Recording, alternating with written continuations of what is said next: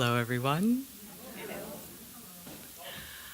My husband and I have 3 teenagers, and as the parent who works out of the home, I handle most of the suppers, and I don't mind it really. I got grocery shopping down to a science. I don't mind cooking, but the part I really dread is planning that weekly menu. Every Sunday night, I sit at the kitchen table with the ad circular and the calendar book, coming up with 7 dinners that meet who's home when, who hates what, what's on sale, and how much of any given meal my bottomless pit son will eat. Budgets, basic balancing, boring stuff. But that's not the part that bothers me. What bothers me is the belly aching. You see, no meal has universal appeal in my house except pizza. Most night there's at least one person giving me this, "Why are we eating this gruel again?" look. And although they're very quick to criticize, they're very slow with supper suggestions. So about 1.5 years ago, I decided I was going to outsource this little chore. I gathered the family at the table and told them that I would be happy to continue to do the grocery shopping and the cooking, but they were going to get to plan the weekly menu. And I gave them the calendar book and the ad circular. They were not very happy about this.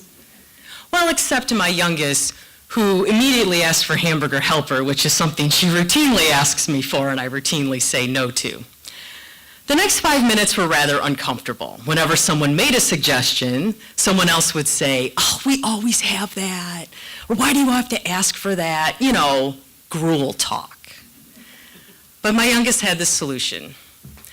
She suggested everyone write down 2 dinners on 2 separate pieces of paper. We would put all those suggestions in a hat, and the first 7 I drew out would be the menu that week.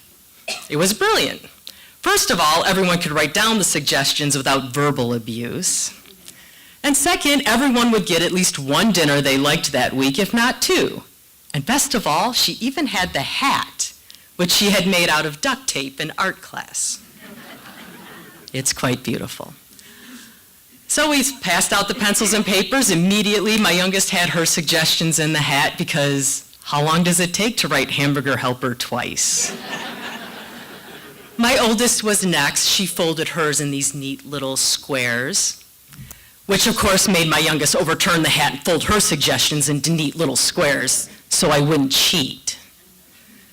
My husband threw in his suggestions, and then we all watched my son, who was sitting there with his face screwed up like he was doing calculus. And he asked me, "Do I have to think of 2? To which I replied, "Do you want to eat?" He did. Soon the hat was full of suggestions. I pulled out the first one and it was pizza.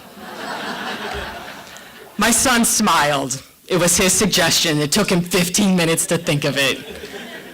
The next one was corned beef, red potatoes, and cabbage, a favorite of my husband's, followed by broccoli, rice, and chicken, a favorite of my oldest, followed by hamburger helper.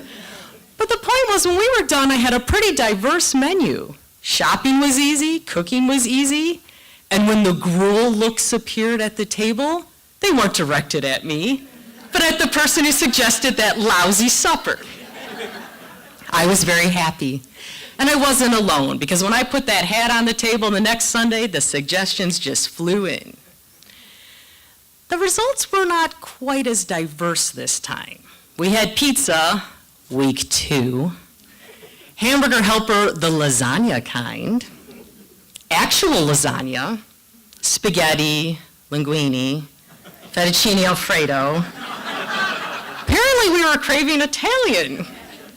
We all laughed, it was funny. The kids reminded me that I promised to make whatever they pulled out of the hat. So I did.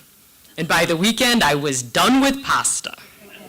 And I wasn't alone, because that Sunday's suggestions were best described as reactionary. We had chili, hamburger, sloppy Joe, which is basically chili and hamburger, Meatloaf sandwiches, but not the meatloaf by itself, which is a hamburger. And of course, hamburger helper. This is where I started to have a parting of the ways. I mean, not even the most red-blooded American cattle rancher is gonna sign off on eating that much ground beef in 1 week. My children felt this was an amazing menu and reminded me that I promised to prepare whatever I pulled out of the hat. So I did. And by the weekend, my gut hurt. And I don't think I was the only one, because that Sunday's suppers are best described as medicinal. We had chicken soup, tomato soup, potato soup, pancakes again, and my favorite, stuff. Took a little liberty with this menu, turned stuff into steak fajitas, replaced one of the pancake dinners, but when that hat hit the table the next Sunday, we were all afraid. And to make matters worse, it was the last week of the month, which meant I needed cost-effective suppers. Well, the results were cost-effective, unless you want to factor in the price of antacids. We had hamburger helper, week 5. Pizza, week 5. Hot dogs. Macaroni and cheese, the kind that comes in a box, not the kind you make with real cheese. Nacho chips. Just nacho chips. At this point, my husband's face was pale.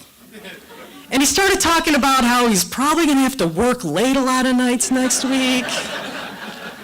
My son didn't look much happier because when you split 1 box of macaroni and cheese amongst 5 people, there's no second helpings. My oldest was angry and wanted me to make everyone do it again and do it right this time. My youngest was actually pretty happy. I mean, she would totally eat a dinner of just nacho chips. And it was a week without vegetables. I, however, was done.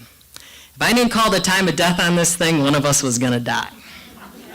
The hat, however, I kept.